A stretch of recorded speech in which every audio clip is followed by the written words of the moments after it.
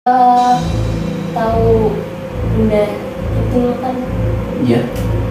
Bunda itu datang, bundanya masih sering datang ke rumah. Begitu. Kalau untuk ketemu jarang. Soalnya aku juga jarang ketemu lagi sama bundanya. Berarti dalam naik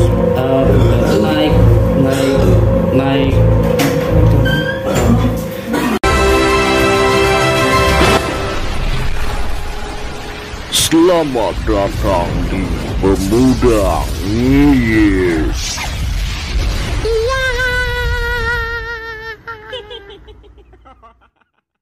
Dan waktu itu juga pernah waktu aku lagi di rumah, jadi ngobrol bareng, ya ada Ustadz, ada itu pencipta laguku, semua keluarga kumpul.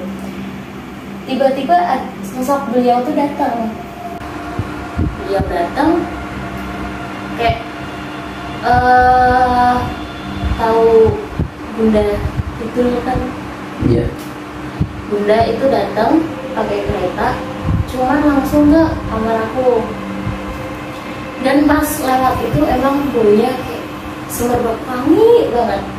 Yang ngerasain cuman aku sama ibu guruku doang.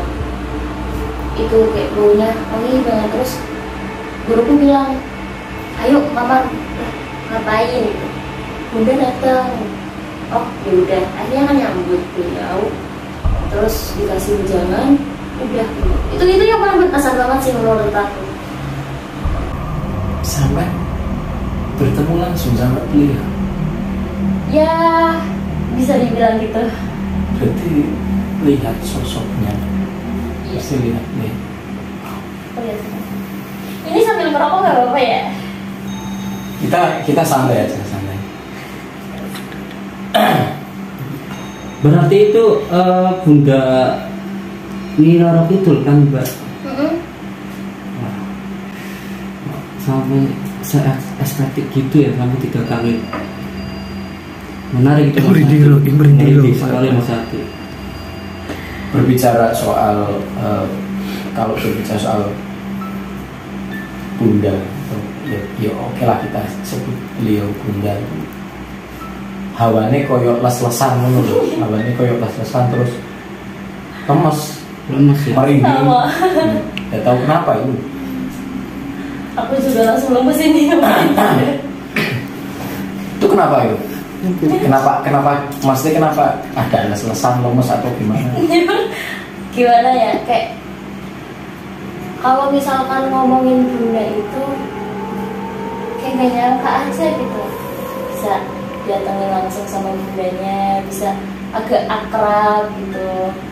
Aku juga waktu itu pernah dikasih selendang sama beliau. Selendang?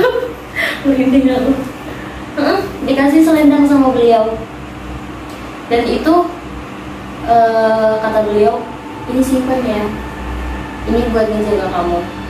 Tapi karena waktu itu akunya yang gak kuat, jadi aku bilang sama guruku dan dikembaliin. Oh. Lu nggak kuatnya karena apa? Tantangannya banyak banget Mas.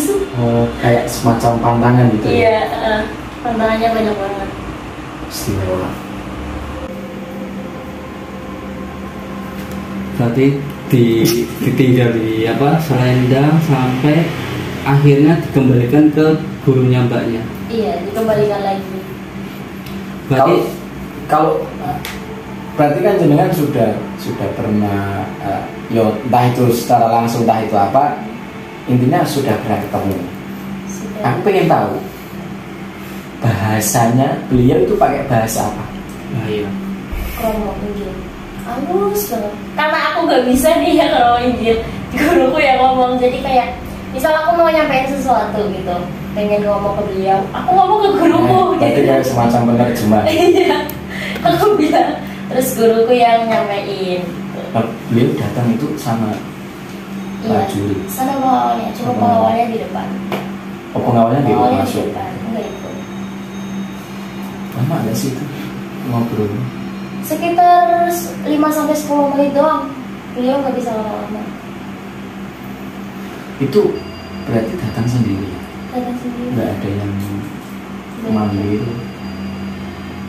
Padahal Ayu posisi jenengan di situ itu kan lagi ngobrol santai ya. Iya, lagi ngobrol. Tapi tiba-tiba beliau datang. Beliau memang sering ngecek. Waktu aku lagi tidur pun beliau datang. Terus guruku bilang, kenapa kamu nggak bangun gitu? Nah, kenapa lagi tidur? Aku nggak ngerasain. Terus Bunda datang loh. Tadi cuma lewat doang sih. Oh ya udah. Dan kalaupun bangun juga bingung, soalnya kan nggak ngerti bahasanya. Nggak ngerti bahasanya gitu. Aku mau ngomong apa gitu sama Bunda. Wah, cukup menarik ini. Kalau dari beliau sendiri, pastinya kan ngasih wejangan sama jenengannya.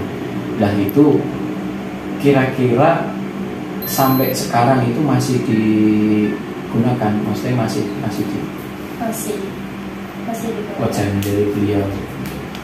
Berarti untuk saat ini selendangnya udah di gurunya Mbak Ayu ya, udah dikembalikan ya. Udah dikembalikan lagi. Sampai sekarang masih suka sering ketemu sama Bunda nggak?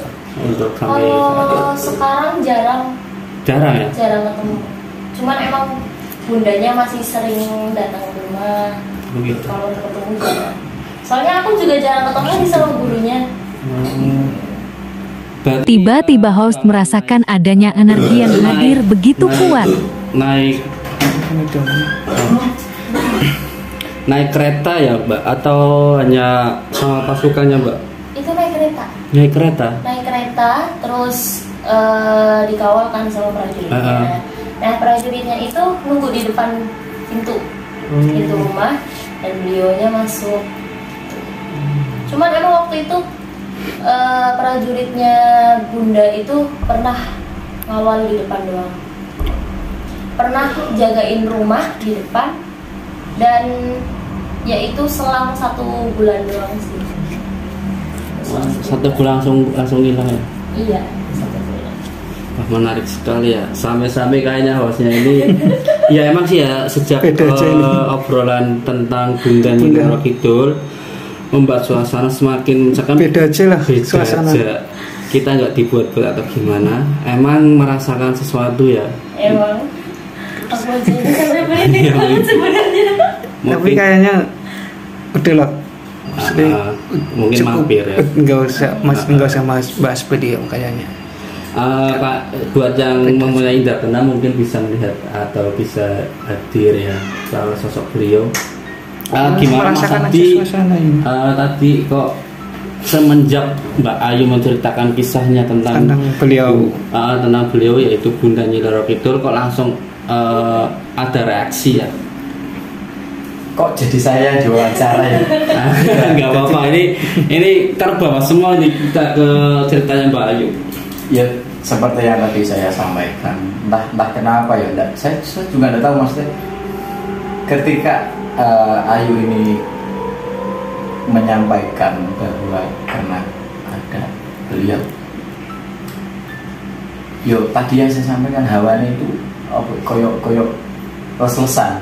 Jadi koyok wong poso tapi udah buka, padahal saya buka gitu. Dan orang sedino mungkin seminggu lemes, hawanya itu lemes, nggak tahu kenapa. Nah itu aku orang ngerti sih ya, tapi itu sebuah pengalaman yang luar biasa loh. Soalnya mbuh ya bener apa ora, kalau nek jarine wong-wong iki kan nek sembarangan orang yang bisa dijumpai atau yang bisa ditemui sama beliau. Iya betul. Nah mungkin ada sesuatu di balik Ayu, makanya beliau sempat hadir. Biasanya kalau aku salah ditegur ya. Biasanya kalau orang yang ingin bertemu sama beliau pun sampai datang ke sana, sampai minta tolong di ini, di itu, sampai bawa persyaratan lah itu, apalah saja atau apa itu, pun kui durung mesti ditemoni. Tapi kok bisa sampai beliau sampai hadir? Mungkin dari faktor keturunan sampai punya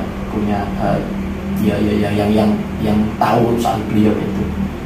Ada. Berarti itu sesepuh dari aku emang ada. Dari keluarga. Dari keluarga. Dari kayak semacam kelebihan turun temurunnya. Kalau misalkan ini bisa nggak ini nambani wong kesurupan bisa nggak sih? Waktu Pernah? itu bisa, Pernah? Pernah bisa. Itu kelihatan, maksudnya yang masuk itu apa? Boleh diceritain? Pernah, jadi waktu lagi kerja ada yang kesurupan. Awalnya sih aku pengen merasa bodo amat, tapi ada yang bisikin jangan gitu, Melas. ayo bantuin gitu, kayak melas. Terus saya udah tadi kan dibawa keluar kan ke pos satpam, dan emang di situ kayak dia itu kesurupannya anak kecil, cuman Tapi yang suka orang dewasa.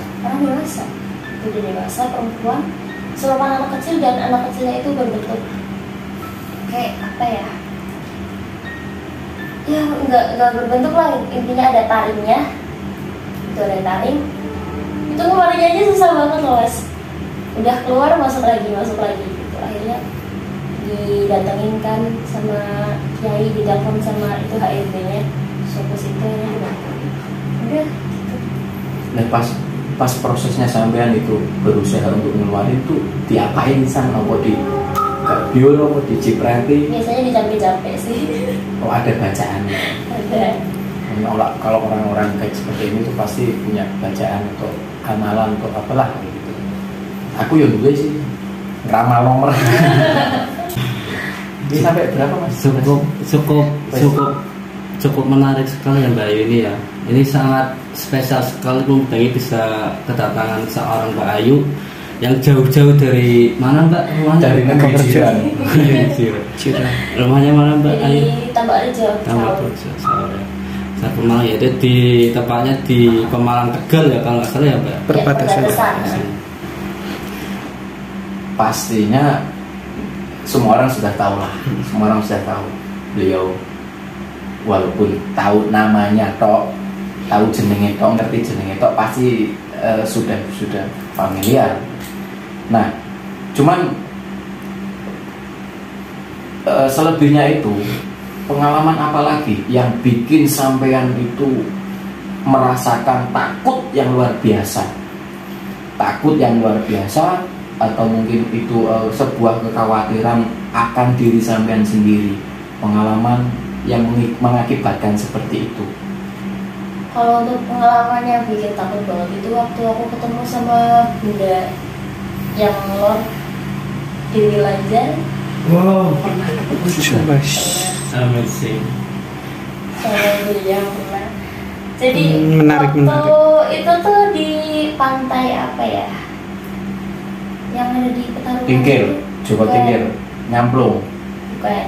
Apa? Doyong. Oh, doyong. Bukan. Cemoro Sewu. Cemoro Sewu. Nah, di situ buka di situ. Enggak, Cemoro Sewu. Sampai berarti ngitung Cemoronya yang Sewu. Iya, enggak. Kurang suci. Kurang loro. Gitu. Sanggul wedu. Pernah di situ. Itu tuh kayak ngerasa paling nakutin banget. Beliau datang, itu posisinya kan di laut. Berarti sampean ke sana gitu. Aku kesana. Itu siang malam sore. Malam. Itu tepat jam 11 kalau nggak salah. Jam 11. Di situ tuh sebenarnya kayak yang awal itu Mbah yang di Badu Laksa itu emang lagi terapi kan di situ, emang beliau kan sakit terapi. Nah niatnya aku kunjungin beliau doang, kunjungin dia. Nah tiba-tiba guruku bilang ayo ketemu di belajar, ketemu beliau. Terus aku bilang loh aku nggak tahu loh ini, aku juga takut, aku belum pernah ngerti beliau kayak gimana gitu. Akhirnya ya udah kita ke sono, hampir kayak kita masuk ke lautnya, kita jalan ke lautnya, dan alhamdulillahnya beliau bisa datang. Iya, nyemplung di situ. Beliau sampai dalam, sampai ya sampai segini lah, sampai segini datang. dan itu datangnya kayak waktu itu alhamdulillah aku udah bisa bayar. Jadi sedikit-sedikit gerbangnya dibuka sendiri. Merinding aku. Jadi gerbang buka sendiri, terus prajurit biasa, beliaunya datang sama ngomongnya kayak bunda. Aku yang nggak tahu, jadi aku mau iya aja, dan di situ akunya mau dibawa ke sana. Itu yang bikin aku takut. Aku mau dibawa ke sana. Diminta? Iya, aku diminta. Terus guruku bilang jangan dulu. Itu kalau diminta itu buat mesti mau dijadiin? Enggak, cuman kayak buat lihat-lihat doang.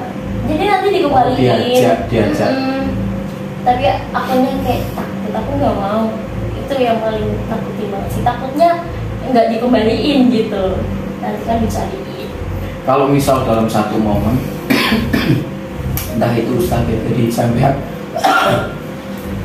itu mengajak untuk ketemu beliau lagi yang di Pantai Utara, kira-kira gimana? Bisa, boleh. Karena udah kenal jadi udah dari itu ya? Iya. Sekali-kali kudunya aku diajak tuh. Ya mau Boleh. TWK. Oke teman-teman Ngiyemania, pastinya sangat seru cerita dari Ayu ini, pengalaman dari Ayu, dan jangan lewatkan podcast atau video dari Pemuda Ngiyip yang terbaru. Saksikan terus Pemuda Ngiyip, ikuti terus perjalanan keekstriman podcast dari kami, dan juga explore. Ada uji nyali juga mungkin dari panjenengan yang penasaran seperti apa sih Pemuda Ngiyip, real atau gimanakah Pemuda Ngiyip itu. Kita nggak menjelaskan di sini, tapi jenengan buktikan sendiri, menilai sendiri. Datang ke lokasi, silakan, monggo, bisa ikut kita live, bisa ikut kita eksplor ke dalam lokasi yang nanti bakalan kita eksplor. Juga kami minta bantuan sama panjenengan, barangkali nanti ada tempat ataupun lokasi yang untuk kita datangi, untuk kita eksplor, silakan ditulis di kolom komentar, atau mungkin ada nomor kontak yang tertera di deskripsi, nanti bisa dihubungi itu untuk pengajuan atau mungkin koyok saran untuk tempat ataupun lokasi yang mau kita bikin video atau live streaming. Dan satu lagi, kita sepeser pun nggak minta, nggak ada biaya apapun. Yang kita minta hanyalah perizinan dari lokasi yang kita mau ekspor, nanti dibantu sama panjenengan untuk izin sama yang punya lokasi. Karena terus terang dari Pemuda Ngiyip, kalau misalkan mau ke lokasi, mau ekspor, mau survei atau gimana uji nyali dan sebagainya, kalau tanpa izin kita terus terang nggak berani. Maka dari itu kita mohon bantuan sama panjenengan. Terima kasih Ayu sudah menyempatkan waktunya, yang di luar sana mungkin banyak kesibukan, dan alhamdulillah agak sedikit plong ya, karena banyak pengalaman, banyak cerita horor yang Ayu alami, terus juga bisa berbagi sama Pemuda Ngiyip tentunya dan panjenengan semua. Mudah-mudahan di lain kesempatan kita bisa bertemu kembali. Selamat malam, sehat selalu, dan terima kasih. Selamat malam Ayu.